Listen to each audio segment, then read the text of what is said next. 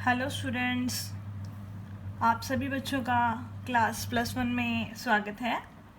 आप सभी class 11th में नया सब्जेक्ट पढ़ने जा रहे हैं जिसका नाम है फाइनेंशियल अकाउंटिंग।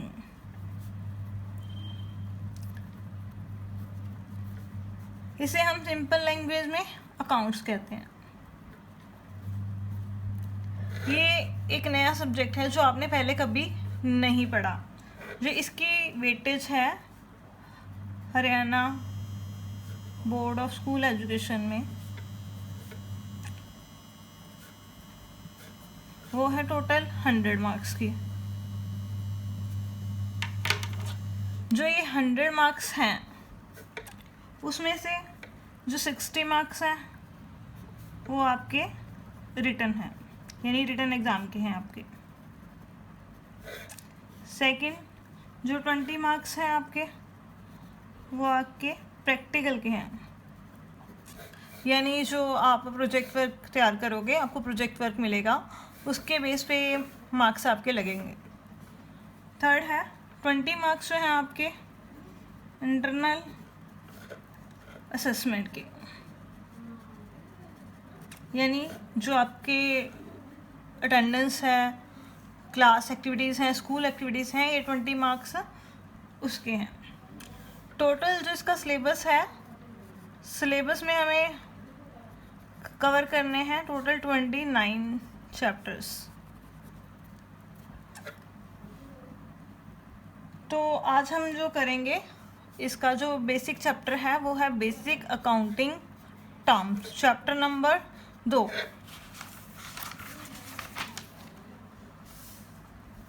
इसमें वो सारी टर्म्स यूज़ होंगी, अकाउंटिंग टर्म्स जो पूरे अकाउंट्स में हमारे पास यूज़ होती हैं, यानी ये सबसे मोस्ट इम्पॉर्टेंट चैप्टर है अकाउंटिंग का। इसमें हम सब वो अकाउंटिंग टर्म्स समझेंगे जो हमें आगे पढ़नी होंगी। तो आज की हम कुछ बेसिक टर्म्स करते हैं। इसमें फर्स्ट जो टर्म है हमारे पास वो है हमारी कैपिटल। टर्म कैपिटल क्या होती है, किसे कहते हैं? कैपिटल का मतलब होता है पूंजी। सपोज करो कोई पर्सन है हमारे पास, इसने कोई बिजनेस स्टार्ट किया,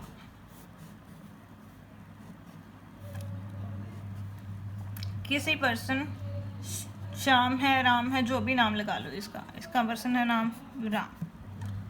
तो इसने एक बिजनेस स्टार्ट किया, बिजनेस में इसने पैसा लगाया, और जो ये व्यक्ति जो बिजनेस में पैसा लगा रहा है उसे हम क्या बोलते हैं अकाउंटिंग लैंग्वेज में? प्रोपराइटर, या इसे बोलते हैं ऑनर, यानी जो बिजनेस का मालिक होता है इसको अकाउंटिंग लैंग्वेज में क्या कहते हैं? प्रोपराइटर या ऑनर।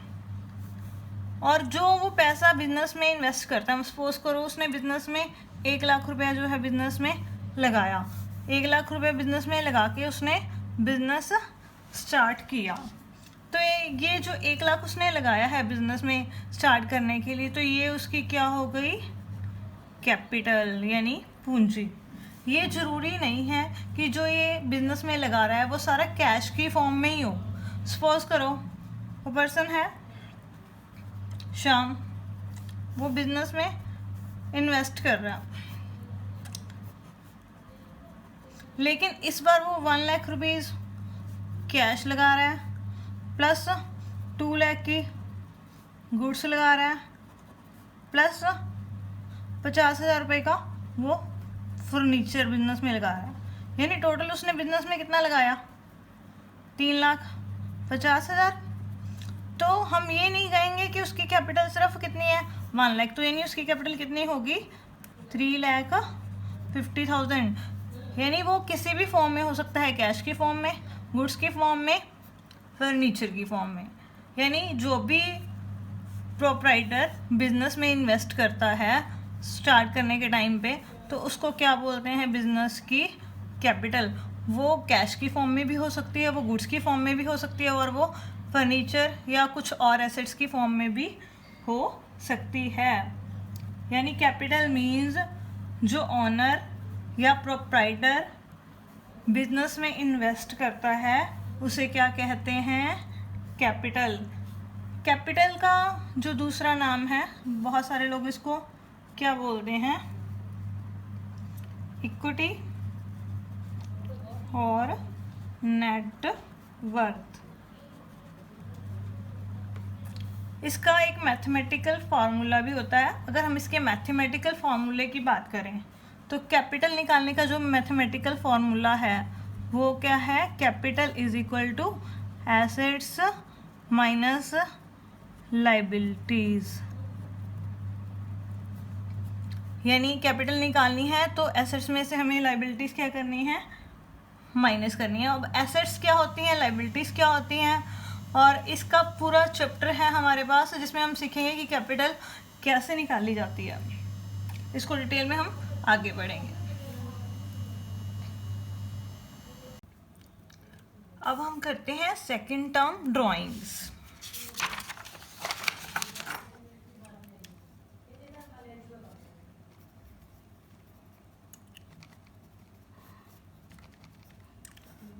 ड्राइंग्स क्या होती है?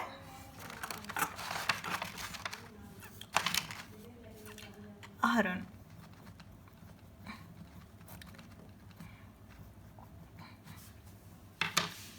अभी आपको मैंने पीछे बताया कि जो भी एक प्रोप्राइटर द्वारा जो भी बिजनेस में मनी इन्वेस्ट की जाती है वो क्या होती है? कैपिटल। मान लो उसने 1 लाख रुपीज़ बिजनेस में लगाए हैं, वो क्या होगी बच्चों? उसकी कैपिटल। अब जो ये प्रोप्राइटर है हमारे पास, अब उसको अपना घर भी चलाना है,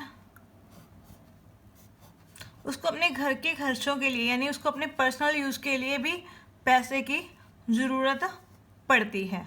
तो वो प्रोप्राइटर क्या करता है कि कुछ पैसे वो बिजनेस में से निकाल लेता है। किसके लिए? पर्सनल यूज़ के लिए। तो जो वो उसने पैसे निकाले हैं अपने घर के खर्च के लिए वो क्या हो गई? विड्रॉ किए हैं, वो क्या हो गई? ड्राइंग। यानी प्रोप्राइटर द्वारा या ऑनर द्वारा बिजनेस में से जो भी रुपए या कोई गुड्स वगैरह अपने घर के प्रयोग के लिए निकाली जाती हैं उसे क्या कहते हैं हम? ड्राइंग्स। ये जरूरी नहीं है कि वो इन फॉर्म ऑफ वो कैश ही निकाले। अगर सपोज उसका जो है स्टेशनरी का बिजनेस है, ठीक है, ये जो बिजनेस है उसका स्टेशनरी का है, तो उसने अपने बच्चों की स्टडी के लिए स्टेशनरी मतलब जो है घर के लिए यूज़ कर ली। तो जितने रुपीज़ की उसने वो जो स्टेशनरी है घर के लिए निकाली है बिजनेस में से, तो वो भी क्या हो जाएगी बच्चों? ड्राइंग्स। समझ आ गया? बेसिक के साथ कैपिटल और ड्राइंग्स दोनों हमारी जो बेसिक टर्म्स हैं ये दोनों कंप्लीट हो गई। कैपिटल वो जो भी एक प्रोप्राइटर बिजनेस में पैसा इन्वेस्ट करता है या इन्वेस्टमेंट करता है जो भी, वो क्या होती है? कैपिटल। और जो पर्सनल यूज़ के लिए बिजनेस में से विथड्रॉ करता है वो क्या होती है? उसकी ड्राइंग। हमारी जो थर्ड बेसिक अकाउंटिंग टर्म है वो है गुड्स, मीन्स माल। अब किसी भी बिजनेस के लिए माल क्या होता है? सपोज करो एक फर्नीचर का सेलर है, ठीक है, तो उसके लिए जो है फर्नीचर यानी जो फर्नीचर है वो क्या होगी? गुड्स। एक हमारे पास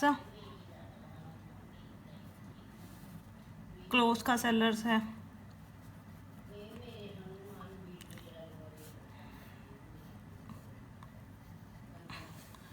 क्लोथ सेलर्स के लिए क्लोथ क्या हो गया? गुड्स। वो कैसे? यानी जो भी चीज़ हम खरीदते हैं प्रॉफिट कमाने के लिए रीसेल पर्पस से वो क्या होती है? हमारी गुड्स। यानी विच परचेज फॉर रीसेल पर्पस। अगर जो भी हम सामान किसी भी बिजनेस में जिस चीज़ का हम व्यापार कर रहे हैं, रीसेल करने के लिए खरीदते हैं, वो हमारी क्या होती हैं? गुड्स। अब हमारी फोर्थ जो है टर्म है बेसिक परचेजेस। परचेजेस और जो गुड्स हैं वो सिमिलर हैं, ठीक है, लेकिन जो परचेजेस वर्ड का प्रयोग है वो सिर्फ किसके लिए किया जाता है? परचेजेस का मतलब होता है खरीदना। अगर हम जो भी गुड्स सेल करते हैं, सेल करने के लिए पहले हमें क्या करना पड़ेगा? सप्लायर से उसको खरीदना पड़ेगा। सप्लायर से जो भी हम गुड्स मतलब खरीदते हैं, किसके लिए? रीसेल पर्पस के लिए। वो क्या होती है? परचेज। यानी गुड्स का मीनिंग और परचेज का मीनिंग सिमिलर हो गया, ठीक है, लेकिन वो गुड्स परचेजेस नहीं मानी जाती जिनका मेन मकसद रीसेल के लिए ना हो। सपोज मैंने आपको ऊपर अभी बताया कि एक फर्नीचर का जो सेलर है उसने फर्नीचर खरीदा बेचने के लिए या फर्नीचर बनाया बेचने के लिए, उसके लिए फर्नीचर क्या हो गई? गुड्स हो गई, यानी उसकी परचेज हो गई। लेकिन अगर वही जो सेलर है, अगर वो फर्नीचर मार्केट से परचेज कर रहा है, खुद नहीं बना रहा, फॉर कस्टमर सिटिंग यानी कस्टमर के बैठने के लिए, तो वो जो कस्टमर सिटिंग के लिए जो फर्नीचर बना रहा है, यानी वो रीसेल पर्पस के लिए नहीं है। तो रीसेल पर्पस के लिए नहीं है, तो इसलिए ये परचेजेज नहीं है। ये क्या है? बिजनेस की एसेट्स। यानी जो भी माल हम खरीदते हैं बेचने के पर्पस से, वो क्या होती है? हमारी परचेजेस। उसी तरह अगर कोई कपड़ा व्यापारी है, वो कपड़ा बना रहा है या खरीद रहा है, बट अगर वो बेचने के पर्पस के लिए नहीं बना रहा या खरीद रहा, तो इसका मतलब क्या है? वो उसकी गुड्स या परचेज नहीं है।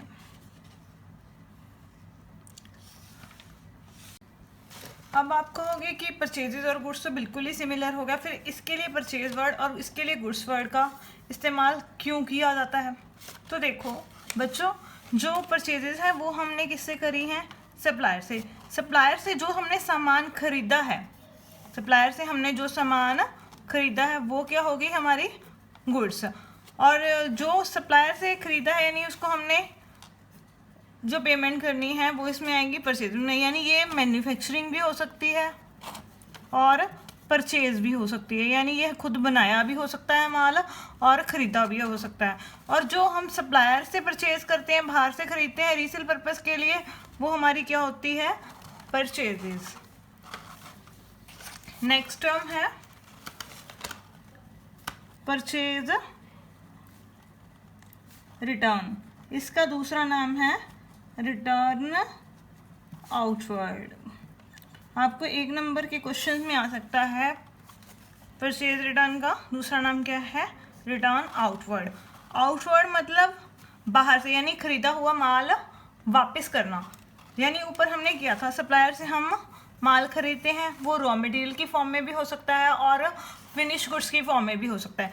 कई बार वो हमारे रीसेल पर्पस के लिए सूट नहीं करता, यानी हमारी जो ऑफिशियल रिक्वायरमेंट्स है उसके लिए वो सूट नहीं करता, तो हम क्या करते हैं? सप्लायर से गुड्स खरीद ली, सप्लायर है उसके लिए हमने अपने बिजनेस में गुड्स ले आए, ठीक है, हमने किसी भी चीज़ के मान लो 10 बॉक्सेस जो हैं परचेज कर लिए।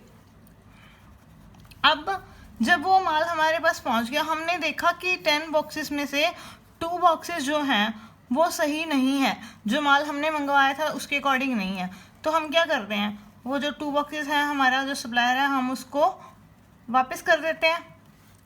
तो जो हमने 2 बॉक्सेस उसको वापस किए हैं वो क्या हो गई? परचेज रिटर्न या रिटर्न आउटवर्ड। और जो 10 बॉक्सेस हमने उससे खरीदे थे वो हमारी क्या हो गई? परचेज। देखो बच्चों, जो सप्लायर से हम बिजनेस के लिए जो भी माल खरीदते हैं, चाहे वो रॉ मटेरियल है, चाहे वो सेमी फिनिश गुड्स हैं और चाहे वो फिनिश गुड्स हैं, वो हमारी क्या होती है? परचेज। और अगर उसी माल में से हम उसको कुछ माल वापस कर देते हैं तो वो हमारी क्या होती है, परचेज रिटर्न। इसी के साथ हमारी 5 टर्म्स जो हैं कंप्लीट हो गई। फर्स्ट जो हमारी टर्म थी कैपिटल, सेकंड हमारी टर्म थी ड्राइंग, थर्ड टर्म है हमारी गुड्स, फोर्थ टर्म है परचेजेस और फिफ्थ टर्म है परचेज रिटर्न। इसके बाद हम करते हैं नेक्स्ट टर्म जो है हमारी, वो है सेल। हमारी जो 6 बेसिक अकाउंटिंग टर्म है वो है सेल। सेल क्या होती है? सेल रेफर टू ए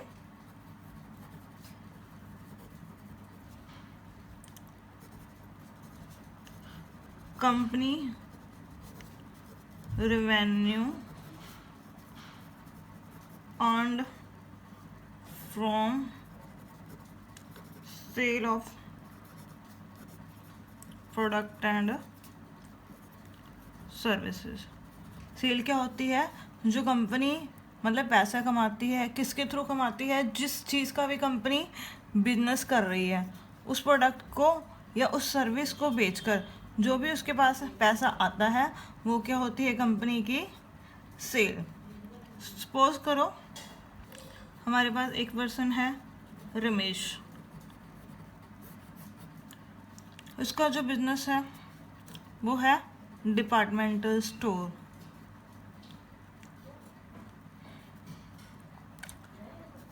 एक पर्सन सुरेश आया,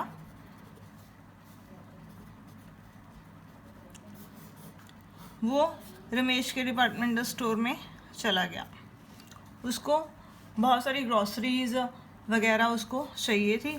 उसने वहाँ से सारा सामान मिला के 20,000 रुपीज़ का उसने वहाँ से सामान खरीद लिया। तो जो 20,000 रुपीज़ की उसने गुड्स बाय किया सुरेश के लिए, तो वो क्या है? परचेज है। लेकिन जो रमेश है उसका वो डिपार्टमेंटल स्टोर है, तो उसके लिए जो उसने 20,000 की गुड्स सुरेश को दी, इसका मतलब उसकी क्या होगी? सेल, यानी उसने उसको बेच दी। अगर अब यही सुरेश कहे कि जो मैं आपसे 20,000 की गुड्स लेके गया था उसमें से कुछ गुड्स जो में है मेरी स्पेसिफिकेशन के अकॉर्डिंग नहीं है, तो वो कुछ गुड्स हैं वो वापस डिपार्टमेंटल स्टोर में क्या कर जाता है? रिटर्न कर जाता है। तो वो हमारी क्या हो जाती है बच्चों? Cell return. और सेल रिटर्न का जो दूसरा नाम है वो है रिटर्न इनवर्ड, यानी जो सेल है एंड सेल रिटर्न ये दोनों एक दूसरे से जुड़े हुए हैं। जिस चीज़ का भी हम बिजनेस करते हैं वो चीज़ कस्टमर को देना, उसके बदले में जो हमें मिलता है वो हमारी क्या होती है बच्चों? सेल। और अगर वही कस्टमर जो वो गुड्स बाय कर की है उसने, उसमें से अगर हमें वो कुछ वापस कर जाए तो वो क्या हो जाती है? सेल रिटर्न या रिटर्न इनवर्ड। सेल कितने तरह की होती है? सेल 2 तरह की होती है हमारे पास बच्चों। एक तो है कैश सेल, सेकंड है क्रेडिट सेल। कैश सेल क्या होती है? जब आप जाते हो किसी भी शॉप पर गुड्स बाय की, साथ के साथ आपने पेमेंट कर दी, यानी क्विक पेमेंट, साथ के साथ आपने पेमेंट कर दी, चाहे आपने वो इन फॉर्म ऑफ कैश कर दी, चाहे वो आपने ऑनलाइन पेमेंट कर दी, चाहे आपने पेटीएम यूज़ कर लिया, तो वो क्या हो गई हमारी? Cash cell. यानी गुड्स और मनी दोनों एक दूसरे से के साथ के साथ ही एक्सचेंज हो जाते हैं, तो वो क्या हो गई? Cash cell. यानी अगर रमेश ने जो सुरेश को माल दिया 20,000 का, सुरेश ने साथ के साथ रमेश को कैश दे दिया 20,000, तो ये क्या हो गई बच्चों? Cash cell. सपोज करो हमने जो रमेश को माल बेचा, रमेश ने सुरेश को बेचा, अगर सुरेश कहे कि जो आपकी जो 20,000 की जो पेमेंट है मैं 3 मंथ्स आफ्टर, मतलब 3 महीने बाद करूँगा, यानी उसने अभी हमें पेमेंट नहीं की, मतलब माल तो सुरेश ने ले लिया पर पैसे उसने अभी हमें नहीं दिए, 3 महीने की क्या कर दी उसने, कंडीशन लगा दी कि मैं 3 महीने तक आपको पैसे नहीं दे सकता, मैं आपको 3 महीने बाद दूंगा, यानी उधार ले लिया उसने माल। तो उसको हम क्या कहेंगे, जब वो साथ के साथ पेमेंट नहीं करता तो उसके क्या कहते हैं, क्रेडिट सेल। यानी सिंपल सी बात है, अगर साथ के साथ अगर गुड्स और सर्विस एक्सचेंज होने के साथ साथ मनी भी हमें साथ के साथ मिल जाती है, यानी अगर वो पेमेंट साथ के साथ कर देता है तो वो क्या होती है हमारे पास, कैश सेल। अगर वो साथ के साथ पेमेंट नहीं करता, कुछ टाइम बाद पेमेंट करता है, तो उसे क्या कहते हैं हम, क्रेडिट सेल। और जो गुड्स कस्टमर लेके जाता है, जो हमने सेल कर दी, अगर उसमें से वो कुछ गुड्स वापस कर देता है तो उसे क्या कहते हैं, सेल रिटर्न या रिटर्न इनवर्ड। एक चीज़ आपने ध्यान रखनी है, जो हम अकाउंटिंग करेंगे हमारे अकाउंट में +1 में, जो सेल रिटर्न है वो कभी भी कैश सेल में से माइनस नहीं करनी होती। जो सेल रिटर्न है वो ऑलवेज किस में से होगी, क्रेडिट सेल में से। यानी अगर आपको सेल दी हुई है क्वेश्चन में कैश सेल में से सेल रिटर्न नहीं करनी, अगर सामने क्रेडिट सेल दी हुई है तो उसमें करनी है। अगर यानी नेट सेल कैसे निकालते हैं हम, net sale is equal to cash sale plus credit sale minus sale return. अगर क्वेश्चन में आपको क्रेडिट सेल दी हुई है तो आपने क्रेडिट सेल में से सेल रिटर्न माइनस करनी है। अगर क्वेश्चन में आपको टोटल सेल दी हुई है तो आप उसमें से इसको सेल रिटर्न को माइनस करोगे, लेकिन कैश सेल में सेल रिटर्न माइनस नहीं होगी जब तक आपको स्पेसिफिक ना बोला गया हो। हम जो सेल वर्ड का प्रयोग करते हैं यहाँ पर हमेशा अकाउंटिंग में किसका प्रयोग करते हैं, नेट सेल का, मतलब टोटल सेल में से सेल रिटर्न माइनस करने के बाद। 7th टर्म है एसेट्स। अब एसेट्स क्या होती है, इसका क्या मतलब होता है। एसेट्स को अगर हम सिंपल शब्दों में अगर देखें तो एसेट्स क्या होती है हमारी, total resources of the business. यानी ये हमारे बिजनेस के क्या होते हैं, टोटल रिसोर्सेज, यानी वो सारी चीज़ें जो बिजनेस को प्रॉफिट अर्न करने में हमारी हेल्प करती हैं या बिजनेस को ग्रो होने में हेल्प करती हैं, जिनके बिना कोई भी बिजनेस है वो लॉन्ग टाइम तक सर्वाइव नहीं कर सकता, यानी लंबे समय तक नहीं चल सकता। अगर हम एसेट्स के टाइप्स की बात करें, जो एसेट्स होती हैं वो 2 टाइप की होती हैं। एक तो है non current assets,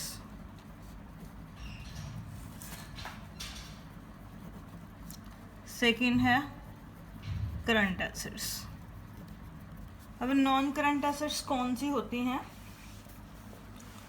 non current assets वो एसेट्स होते हैं जो सेल के लिए नहीं होते, यानी नॉट फॉर रीसेल, यानी जो बेचने के मकसद से नहीं खरीदे जाते, यानी जिन्हें हम अपने बिजनेस में लॉन्ग टाइम तक रखना चाहते हैं, यानी उनको खरीदने का मोटिव क्या होता है, लॉन्ग टर्म तक उसको हम अपने बिजनेस में बनाए रखना चाहते हैं। वो क्या होते हैं हमारे नॉन करंट एसेट्स, जो रीसेल के लिए नहीं होते और जिन्हें हम अपने बिजनेस में लंबे टाइम तक बनाए रखना चाहते हैं। सेकंड आते हैं करंट एसेट्स। अब करंट एसेट्स कौन से होते हैं, generally which are converted into cash, जिनको कैश में कन्वर्ट किया जा सकता है, यानी जो बेचने के पर्पज से खरीदे जा सकते हैं, यानी जिनको बेचकर पैसा इकट्ठा किया जा सकता है। कितने टाइम के अंदर अंदर, विद इन 1 ईयर, यानी जिनको हम 1 साल के अंदर बेचकर कैश कन्वर्ट करवा सकते हैं, वो हमारे क्या होते हैं, करंट एसेट्स। यानी सिंपल सी बात, नॉन करंट एसेट्स वो होते हैं जिनको हम रीसेल के लिए नहीं खरीदते, जिन्हें हम अपने बिजनेस में लॉन्ग टाइम तक बनाए रखना चाहते हैं। और करंट एसेट्स वो होते हैं जिनको हम कैश में कन्वर्ट करवा सकते हैं 1 साल के अंदर अंदर। इसके क्या क्या एग्जाम्पल होते हैं, प्रीपेड एक्सपेंस, स्टॉक, डेटर्स, ये सब करंट एसेट्स में आते हैं। अब प्रीपेड एक्सपेंस क्या होते हैं, डेटर्स क्या होते हैं, ये जो टर्म्स हैं हम आगे जाकर इसी चैप्टर में पढ़ेंगे। उसके बाद है जो नॉन करंट एसेट्स हैं, वो भी हमारे आगे 2 कैटेगरीज में इनको डिफाइन किया जा सकता है। फर्स्ट है हमारे फिक्स्ड एसेट्स,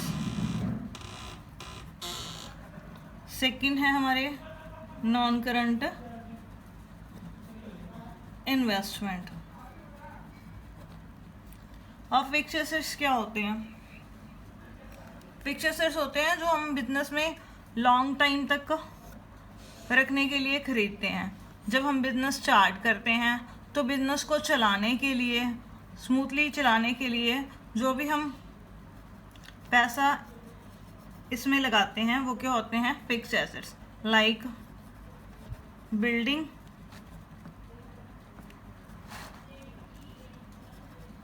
मशीनरी, ये हमारे क्या हो गए, फिक्स्ड एसेट्स। फिक्स्ड एसेट्स यानी जो हम बिजनेस स्टार्ट करने के टाइम पे पैसा इन्वेस्ट करते हैं इन चीज़ों में, बिल्डिंग में, मशीनरी में, बिजनेस को स्मूथली चलाने में जो हमारी हेल्प करते हैं, वो क्या होते हैं, हमारे फिक्स्ड एसेट्स। सेकंड होते हैं non current investment. Non current investment का मतलब होता है कहीं पर भी अपना पैसा इन्वेस्ट करना। बट नॉन करंट इन्वेस्टमेंट का क्या मीनिंग है, अपने बिजनेस के बाहर किसी भी कंपनी के शेयर खरीद लेना, उनके डिवेंचर्स खरीद लेना, वो क्या होती है, हमारी non current investment. Fixed assets भी आगे फर्दर 2 टाइप्स के होते हैं हमारे पास। फर्स्ट है टेंजिबल और सेकंड है इंटेंजिबल एसेट्स। टेंजिबल एसेट्स कौन से होते हैं, जिन्हें हम देख भी सकते हैं और टच भी कर सकते हैं, वो कौन से होते हैं हमारे पास, tangible assets, like building, machinery, furniture, ये हमारे क्या होते हैं, टेंजिबल एसेट्स। और इंटेंजिबल एसेट्स कौन से होते हैं, जिन्हें हम देख नहीं सकते, टच भी नहीं कर सकते, लाइक सॉफ्टवेयर। और सबसे इम्पॉर्टेंट इंटेंजिबल एसेट्स क्या है, हमारी गुडविल, यानी बिजनेस की जो रेपुटेशन होती है वो क्या होती है, गुडविल, ये क्या है, हमारी इंटेंजिबल एसेट्स। और अनदर एग्जांपल पेटेंट्स, ये सारी इंटेंजिबल एसेट्स में आते हैं। तो हम एक बार इसको रिवाइज कर लेते हैं एसेट्स को। एसेट्स क्या हैं, assets are the economic source of the business, जिनके बिना बिजनेस लॉन्ग टाइम तक नहीं चल सकता, यानी जो बिजनेस को चलाने में, रेगुलरली स्मूथली चलाने में बिजनेस हमारी हेल्प करते हैं। और जो एसेट्स हैं उनको 2 कैटेगरी में डिवाइड किया जा सकता है, एक नॉन करंट एसेट्स और एक करंट एसेट्स में। नॉन करंट एसेट्स जो सेल के लिए नहीं होती, और जो करंट एसेट्स हैं जिनको विद इन 1 ईयर कैश में कन्वर्ट करवाया जा सकता है। और जो नॉन करंट एसेट्स होती हैं वो लॉन्ग टर्म के लिए होती हैं हमारे पास।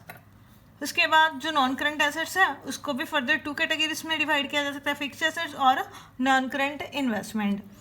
फिक्स्ड एसेट्स कौन सी होती हैं, जो हम बिजनेस को स्टार्ट करते टाइम जो हम पैसा इन्वेस्ट करते हैं बिजनेस में, वो किस में आती हैं, फिक्स्ड एसेट्स में।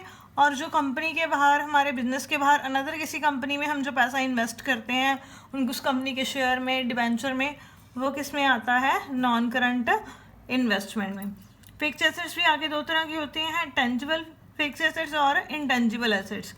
टेंजिबल जिनको हम देख सकते हैं, छू सकते हैं, वो कौन सी होती हैं, टेंजिबल एसेट्स। और जिनको हम देख नहीं सकते, छू नहीं सकते, वो कौन सी होती हैं, इनटेंजिबल एसेट्स। अभी तक हमने बेसिक अकाउंटिंग टर्म्स की 7 टर्म्स समझ ली। अब नेक्स्ट जो हमारी 8th टर्म है वो है डेटर्स। डेटर्स क्या होते हैं, इसमें डेटर्स में बी साइलेंट होता है, इसे डेप्टर्स नहीं बोलना, इसे हमने डेटर्स बोलना है। सपोज करो हमारा बिजनेस है, हमने अपने बिजनेस में से रमेश को माल बेचा। सपोज करो कुछ गुड्स हमने उसको सोल्ड की, और जो रमेश है वो कहता कि जो आपने मुझे माल बेचा है, यानी मैंने आपसे जो सामान खरीदा है, मैं इसकी पेमेंट अभी नहीं कर सकता, मैं आपको इसकी जो पेमेंट है वो आफ्टर 4 मंथ्स पे कर दूंगा। यानी वो कितने टाइम पीरियड बाद पे करेगा, आफ्टर 4 मंथ्स, यानी हमें पेमेंट अभी रिसीव नहीं हो रही। तो इसमें सबसे फर्स्ट पॉइंट क्या हुआ कि जो हमें पेमेंट मिलेगी वो विद इन 1 ईयर मिलेगी, यानी जो पेमेंट मिलने का जो टाइम है वो 1 साल से कम है। तो इसलिए ये हमारी क्या हो गई, करंट एसेट्स। यानी हमने जो रमेश को गुड्स सेल की हैं उसकी पेमेंट जो है अभी हमें नहीं मिली, वो जो पेमेंट है विद इन 4 मंथ्स होगी हमें। इट मीन जो हमने सेल की है, इसका मतलब वो सेल कौन सी सेल हो गई, क्रेडिट सेल। क्यों, क्योंकि रमेश ने अभी उसकी पेमेंट हमें नहीं की है, क्योंकि जब तक वो हमें पेमेंट करेगा तब तक वो हमारा क्या कहलाएगा, debtors. Ramesh with in 4 months हमें पेमेंट करेगा, तो वो 4 मंथ तक जो रमेश है वो क्या होगा, हमारे बिजनेस का डेटर्स। और दूसरी बात, जो डेटर्स होते हैं वो ऑलवेज क्या होती है, हमारी करंट एसेट्स, अगर वो हमें 1 साल के अंदर अंदर पेमेंट करने के लिए बोलते हैं। उसके बाद आता है टॉपिक हमारा नेक्स्ट, जो अकाउंटिंग टर्म है हमारी वो है क्रेडिटर्स। क्रेडिटर्स क्या होते हैं, सपोज करो हमारा बिजनेस है, हमने अपने बिजनेस के लिए कोई सप्लायर है ऋतिक, उससे गुड्स खरीदी, यानी हमने उससे गुड्स क्या करी हैं, परचेज की हैं। सपोज करो 2 लाख रुपीज़ की हमने उससे गुड्स परचेज करी हैं। तो हमने ऋतिक को बोला, यानी जो हमारा सप्लायर है ऋतिक, उसको बोला कि मैं आपके पैसे अभी नहीं दूंगा, यानी मैं उसको अभी जो गुड्स उससे खरीदी हैं उसकी पेमेंट उसको नहीं कर रहा। मैंने बोला कि मैं आपकी जो पेमेंट है आफ्टर 3 मंथ्स, मतलब 3 महीनों बाद कर दूंगा। मतलब आपको कितना टाइम मिला है, 3 मंथ्स। तो फर्स्ट मैंने अभी उसकी पेमेंट नहीं करी, यानी अभी मैंने उसके पैसे देने हैं, तो इसलिए जो फर्स्ट पॉइंट है वो हमारी क्या होगी, लायबिलिटी। क्योंकि जब तक हम उसको पे नहीं करते, जो ये 2 लाख रुपीज़ हमने ऋतिक को पे करना है, जो गुड्स उससे खरीदी हैं, जब तक हम उसको पे नहीं करते तब तक वो हमारी क्या है, लायबिलिटी। सेकंड, जो हमने ऋतिक को टाइम बोला है कि कितने महीनों के अंदर जो है आपकी पेमेंट कर दी जाएगी, विद इन 3 मंथ्स। तो इसका मतलब जो टाइम पीरियड है पेमेंट का वो 1 साल से कम है, लेस देन 1 ईयर। तो जो लाइबिलिटीज़ हमने 1 साल से कम टाइम के अंदर पे करनी होती हैं वो हमारी क्या होती हैं, करंट लाइबिलिटी।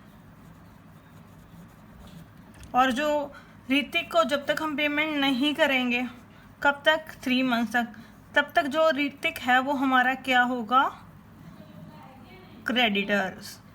यानी जो हमने बिजनेस ने ऋतिक से गुड्स खरीदी, गुड्स परचेज की हैं, पेमेंट अभी नहीं की, जो वो गुड्स खरीदी हैं जब पेमेंट ही नहीं की, तो इसका मतलब वो परचेज कौन सी परचेज है, क्रेडिट परचेज। और जो पेमेंट अभी नहीं की तो ऋतिक हमारे बिजनेस के लिए हमारा क्या हो गया, क्रेडिटर्स। कब तक, जब तक हम उसकी पेमेंट नहीं करेंगे, 3 महीनों के लिए। सेकंड, जो हमने उसकी पेमेंट करनी है वो हमारी क्या है, करंट लाइबिलिटी। यानी जो क्रेडिटर्स होते हैं वो ऑलवेज क्या होते हैं, बिजनेस के करंट लाइबिलिटीज़। तो बच्चों, आज का जो टॉपिक है हमारा वो कंप्लीट हो गया। टोटल हमने आज 9 बेसिक अकाउंटिंग टर्म्स पढ़ी, तो आप इसको अच्छे से समझिएगा। अगर कोई आपका सुझाव है वो भी हमें बताइएगा। अगर आपकी किसी टॉपिक को लेकर कोई क्वेरी है तो वो भी नीचे आप कमेंट में लिखकर हमें भेज सकते हो। Thank you.